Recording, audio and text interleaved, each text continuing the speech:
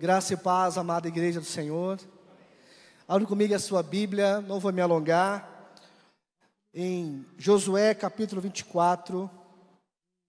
Josué 24, verso 14 e 15. Já está aí no telão. Minha versão que eu vou utilizar hoje, Nova Almeida atualizada. Você pode acompanhar aqui. Vamos ler juntos. Eu quero agradecer pela tua presença. Feliz demais em ter você aqui nessa noite.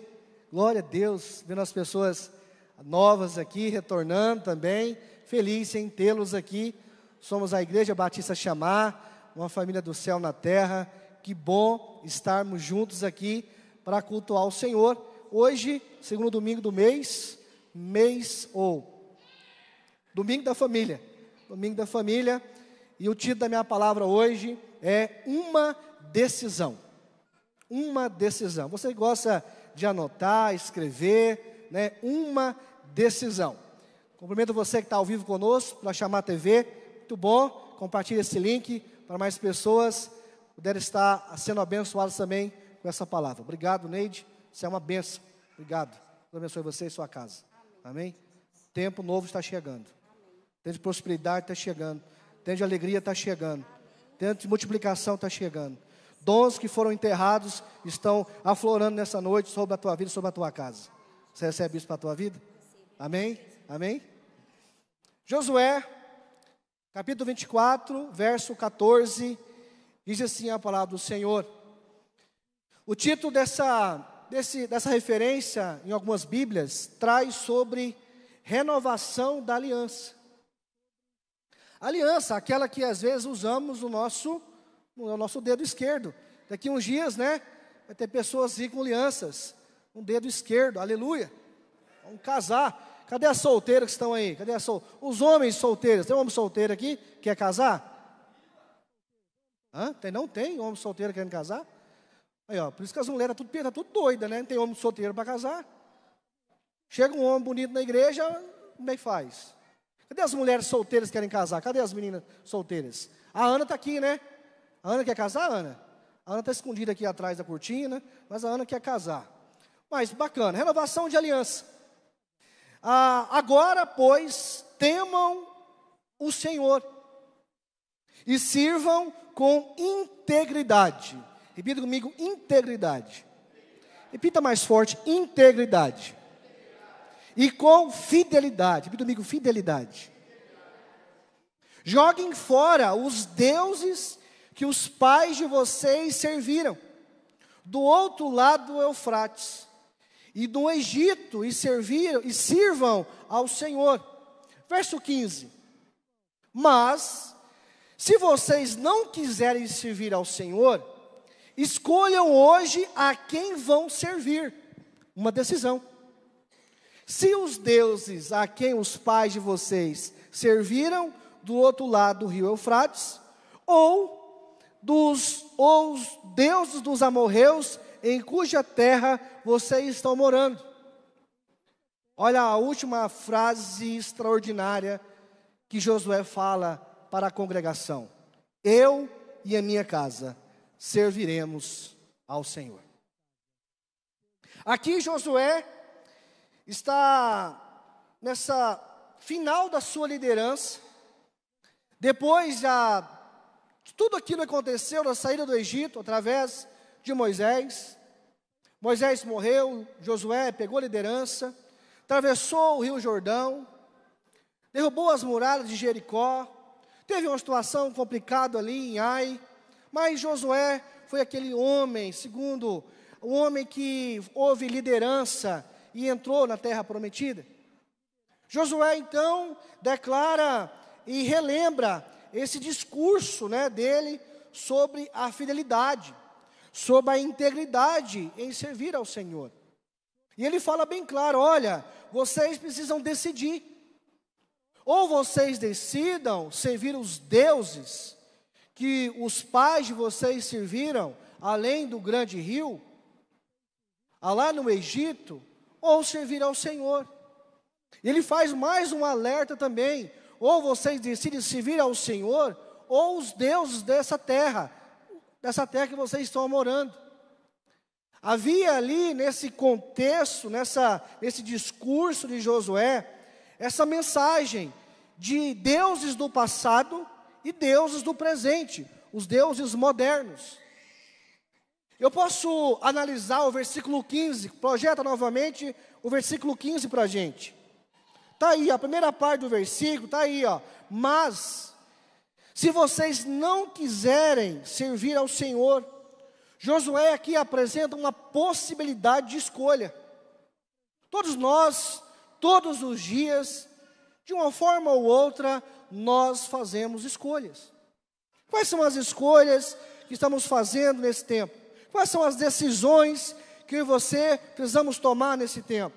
Josué apresenta essa possibilidade de escolha, mostrando para aquele povo o que eles precisam fazer. A segunda parte aqui, do verso 15, eles falam: escolham hoje a quem vão servir. É uma decisão agora, imediata. E sem neutralidade, não tem como, olhe para mim, não tem como o cristão ser neutro em algumas posições. Não tem como eu servir a Deus, como diz a palavra, e servir a Mamon, Deus do dinheiro. Não tem como o crente, o homem e mulher de Deus, não caminhar em cima do muro. Caminhar em cima do muro já é uma questão de fragilidade. Precisamos ser homens e mulheres firmes nas nossas escolhas. Eu posso ouvir um amém por isso?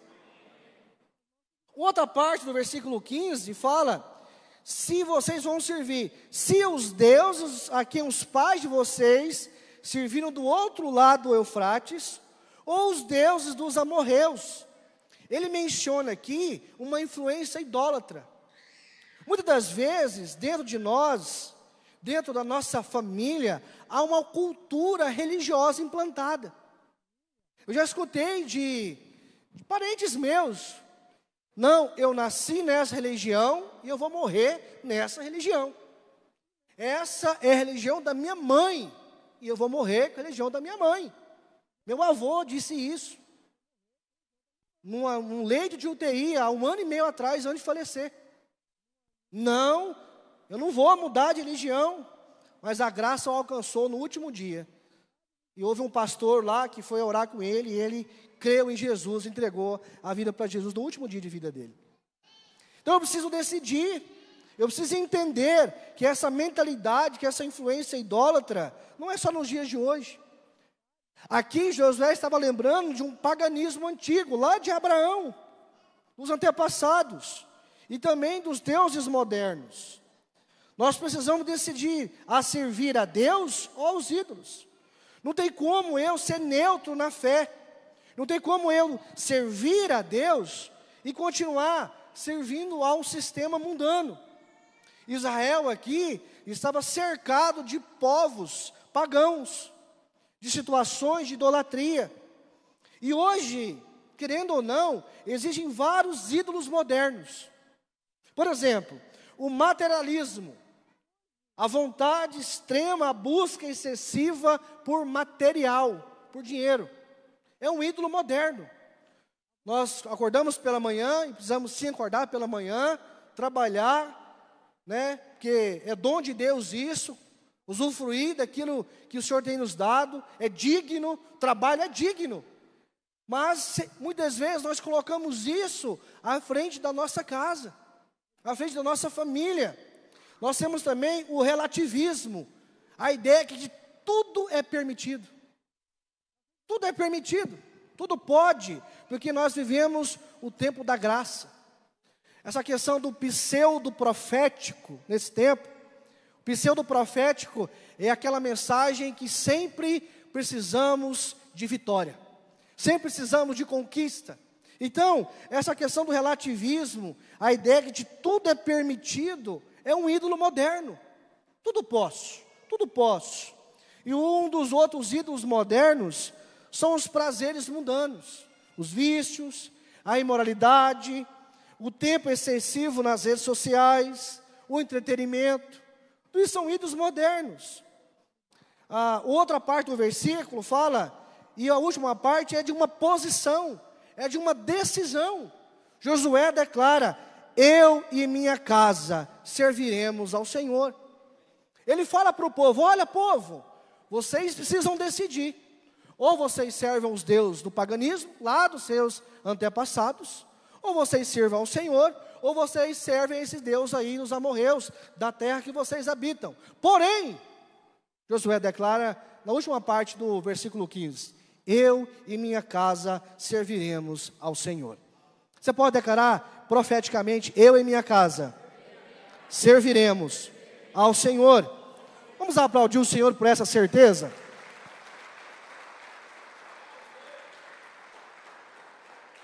Mas quais são as decisões, pastor, que eu preciso tomar para que a minha casa sirva ao Senhor? Primeira coisa, fundamentar a nossa casa, através da palavra. Fundamentar a minha casa através da palavra. Livro de autoajuda até às vezes é interessante. Até pode ajudar um certo tempo. As mensagens dos coaches podem até ajudar naquele dia, te motivando. Mas onde nós estamos precisando novamente nos fundamentar é na palavra. E vamos ser sinceros, responda para você mesmo. Estamos gastando muito pouco tempo. Muito pouco tempo é redundante, não é? A gente está gastando nada de tempo fundamentando na palavra. Isso é uma verdade. Isso é uma verdade. Salmo 109, aliás, 119. Não vamos ler ele todo, fica tranquilo. Só o verso 105, está aí, ó. Lâmpada para os meus pés é a tua palavra, e luz para os meus caminhos. Tem como apagar todas as luzes da igreja para mim? Consegue aí? Todas? Dá um blackout aí na cena. Aí. Esse do altar também. Dá um blackout no altar. Blackout. Aí. Agora o pastor está vendo quem está mexendo no celular. 1, 2, 3. Depois do culto me procura, precisamos conversar. Lâmpada para os meus pés é a tua palavra, e luz para os meus caminhos. Eu sei que daqui a pouco vamos acender as luzes novamente. É uma didática aqui, para me ver realmente quem está mexendo no telefone. Brincadeira. Mas é possível caminhar na escuridão? Não é possível.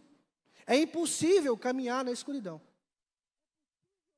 A Bíblia aqui no salmista, ele fala: lâmpada para os meus pés, e luz, lâmpada para os meus pés é a tua palavra. Agora pode acender as luzes do altar para mim, por favor, do altar. Coloca a cena pregação. Aqui está a Bíblia. A Bíblia para o homem e para a mulher de Deus é como um farol. A Bíblia, a palavra de Deus, é como um farol que vai iluminar os passos. E esses passos que são iluminados são os passos das decisões que precisamos tomar. Agora pode acender as luzes da igreja, por favor. A gente compreende duas metáforas a respeito dessa palavra, do Salmo 119, no verso 105. Primeira coisa dessa metáfora é lâmpada para os pés. No mundo antigo, as pessoas usavam pequenas lâmpadas a óleo para iluminar o caminho à noite. A famosa lamparina. Não é da minha época, mas eu lembro. Meus avós contaram para mim sobre isso. A lamparina. Era aquela questão assim, aquele foguinho pequeno que ajudava a iluminar os passos, o caminho. E a outra metáfora aqui é luz para o caminho.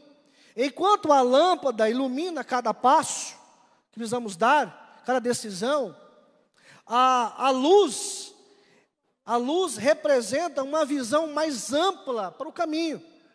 Por exemplo, nós apagamos as luzes. Nós ainda conseguimos ver algumas coisas conseguimos andar, porque havia a projeção no telão. Mas a partir do momento que tudo é apagado, a gente não consegue andar. E a luz aqui representa uma amplitude, uma visão ampla para crescimento e para expansão. Eu preciso decidir hoje fundamentar a minha casa na palavra de Deus. Nós precisamos chamar os nossos filhos e ensinar a eles a palavra. Como diz Deuteronômio 6 e 7. Capítulo 6, versos 6 e 7. Projeta para mim, está aí, ó. Essas palavras que hoje lhe ordeno estarão no seu coração. Você as o quê? Inculcará a seus filhos. E delas falará quando estiver sentado em sua casa, andando pelo caminho, ao deitar-se, ao levantar-se. Eu preciso viver isso dentro da nossa casa. Também deve o quê? Amarrá-las como um sinal na sua mão. E elas lhe serão por frontal entre os seus olhos. Visão o quê? Ampliada. Eu preciso trazer novamente isso para dentro dos nossos lares. Fundamentar a nossa casa através da palavra. Eu posso ouvir um amém por isso? Segunda coisa que eu preciso entender, e a decisão que eu preciso tomar hoje, é viver na minha casa um amor e um respeito mútuo. Eu vi um dia de alguém que casamento pode continuar sem amor, mas sem respeito não. Eu tive pensando sobre isso. Eu tive analisando sobre isso. O amor pode acabar durante um casamento? Sim, é uma realidade. Mas é possível o casamento prevalecer ainda, se ainda houver respeito. Se não houver respeito, tudo se perde. Se perde o temor, se perde a admiração, se perde a confiança. Quando se perde o respeito, se perde tudo. Efésios capítulo 5, no verso 22 ao 25, Paulo ensina, e é uma palavra tão básica. Hoje a palavra, gente, é tão básica para nós. É um pãozinho francês, um café sem açúcar. Não faz mal para ninguém. Não faz mal para ninguém, né? Olha aí, é tão simples a palavra e ela precisa ser praticada nos nossos lares. Paulo ensina os deveres matrimoniais. E também daqui a pouco sobre os filhos. Esposas, que cada uma de vocês se sujeite ao seu próprio marido. Porque é uma onda feminista aí que agora mulher não precisa mais de homem. E aquela coisa, não vamos entrar nesse negócio aqui não. Dá muito debate. Volta lá, 22. Sujeita a seu próprio marido como ao Senhor. A gente precisa entender as entrelinhas e as vírgulas aqui do contexto literário aqui do versículo. Sujeite-se ao seu marido como ao Senhor. Eu preciso ter interpretação bíblica na leitura. Olha o verso 23. Porque o marido é o cabeça da esposa, como também Cristo é o cabeça da igreja, sendo ele próprio e Salvador, o Salvador do corpo. Verso 24. Como, vírgula, porém, mais uma vírgula, a igreja está sujeita a Cristo. Quando estão dentro, diz amém. Assim também a esposa se sujeite em tudo ao seu próprio marido. Eu posso ouvir um amém das irmãs? Tem irmãs que não falou amém. Está aí, ó. Faça a leitura bíblica. Faça a interpretação bíblica correta. Não é ser machista. Também a esposa se sujeite em tudo ao seu próprio marido. 25. Verso 25. Aleluia. Maridos, que cada um de vocês, maridão, agora está a nossa parte aqui, ó. Cada um de vocês ame a sua esposa, como também Cristo amou a igreja e se entregou por ela. Meninas que me escutam aqui agora, é muito fácil amar o maridão quando o marido ama a esposa como Cristo amou a igreja. Não é verdade?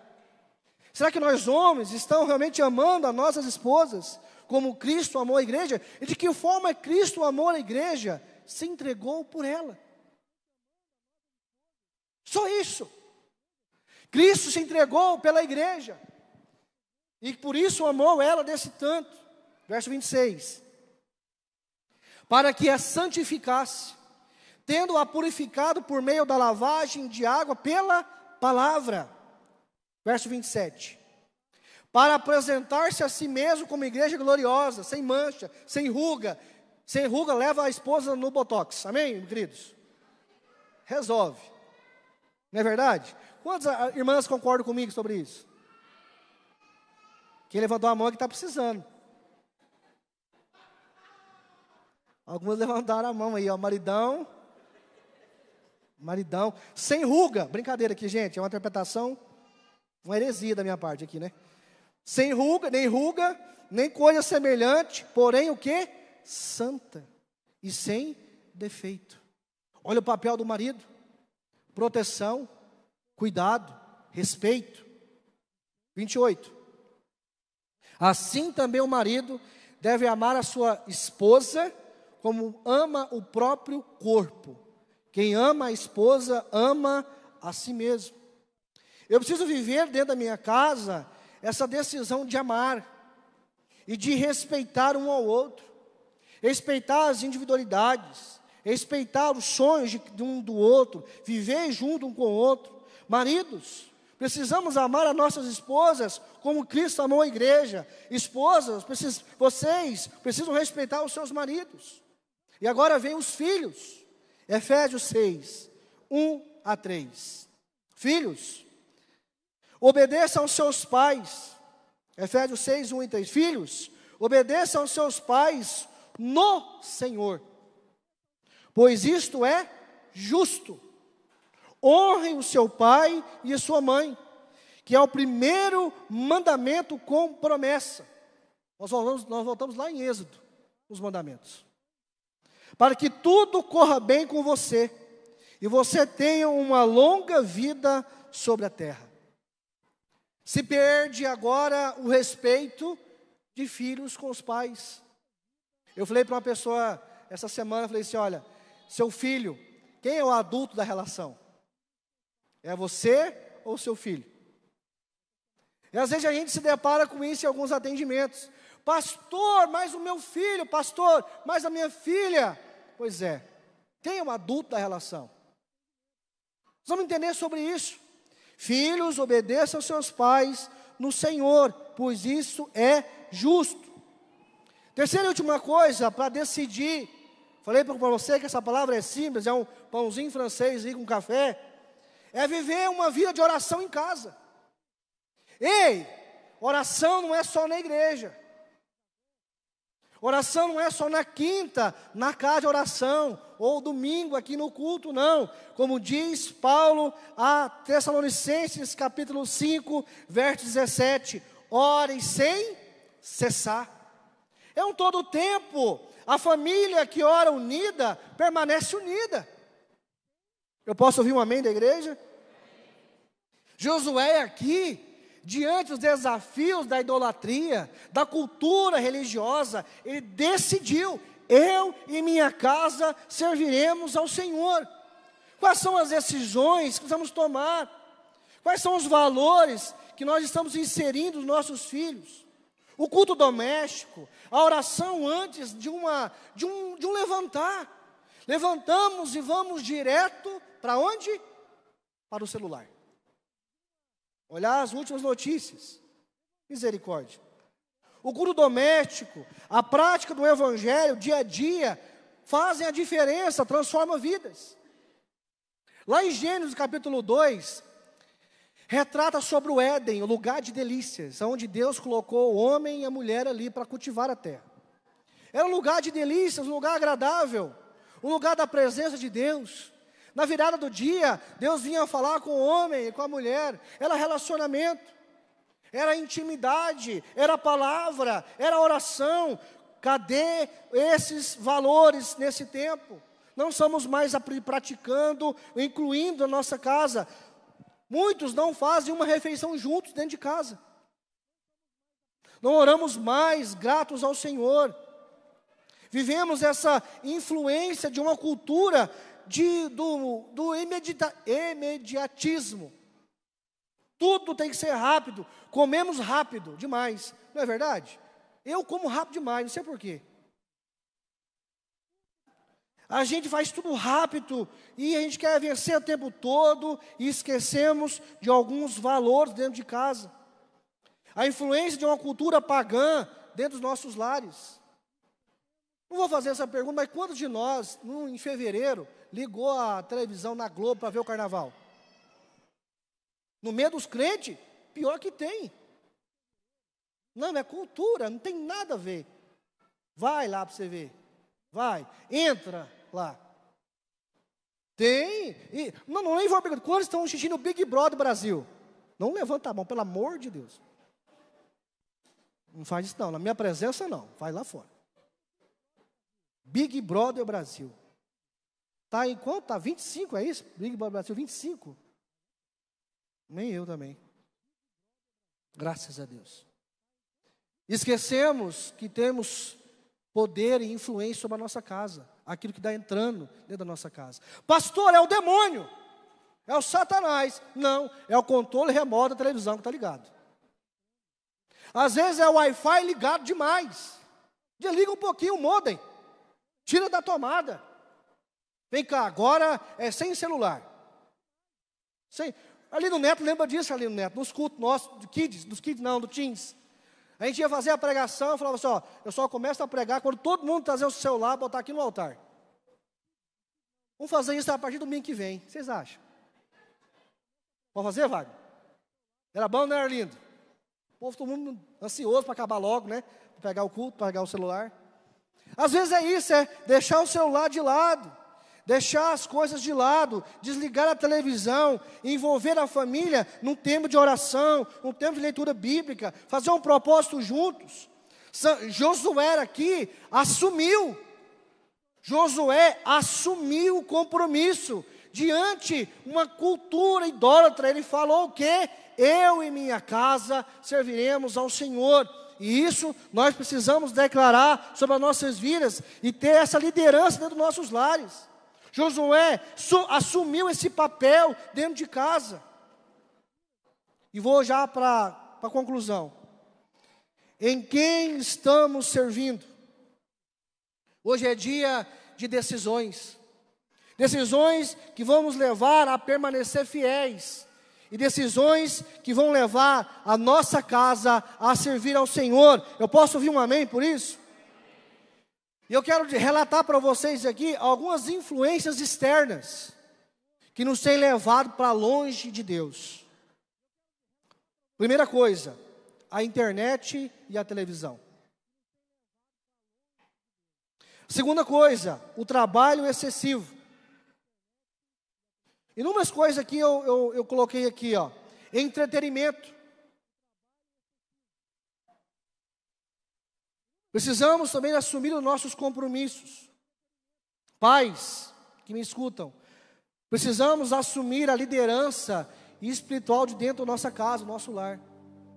Mães, vocês precisam ser colunas espirituais dentro da sua casa. Filhos, precisamos respeitar e honrar os nossos pais. Em quem você tem servido nesse tempo? Quem tem influenciado a sua vida nesse tempo?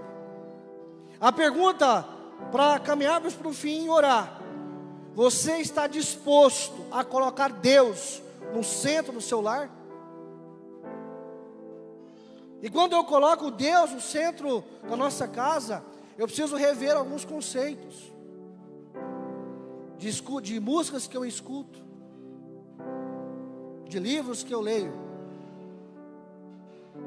de programas que eu assisto, de conversas que eu tenho sobre a mesa. Eu preciso refletir sobre isso. Eu preciso decidir nessa noite. Construir o nosso lar em Cristo é um preço a se pagar. Precisamos pagar um preço sobre isso. Mateus, no capítulo 7, conta-se a parábola da casa sobre a rocha. Todo aquele, pois, que ouve essas minhas palavras e as pratica, será comparado a um homem prudente. Tem homens prudentes aqui? Tem mulheres prudentes aqui? Construiu a sua casa sobre a rocha. Verso 25. Caiu a chuva pode cair. Os ventos podem balançar. Os desafios podem chegar. Transbordaram os rios, sopraram os ventos e bateram com força contra aquela casa. E ela não desabou, porque tinha sido construída sobre a rocha. Fundamento, estrutura. E todo aquele que ouve as minhas palavras e não as pratica, será comparado a um homem insensato, imprudente, que construiu a casa sobre a areia. Caiu a chuva, transbordaram os rios, sopraram os ventos e bateram com força contra aquela casa.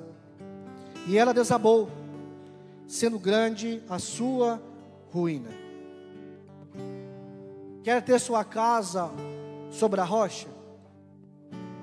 Fundamente a sua casa na palavra. Tenha dentro da sua casa, dos nossos lares, amor e respeito. E tenhamos uma vida de oração dentro dos nossos lares. Uma vida de adoração. Não uma vida de murmuração, mas uma vida de adoração. Você recebe essa palavra para a tua vida?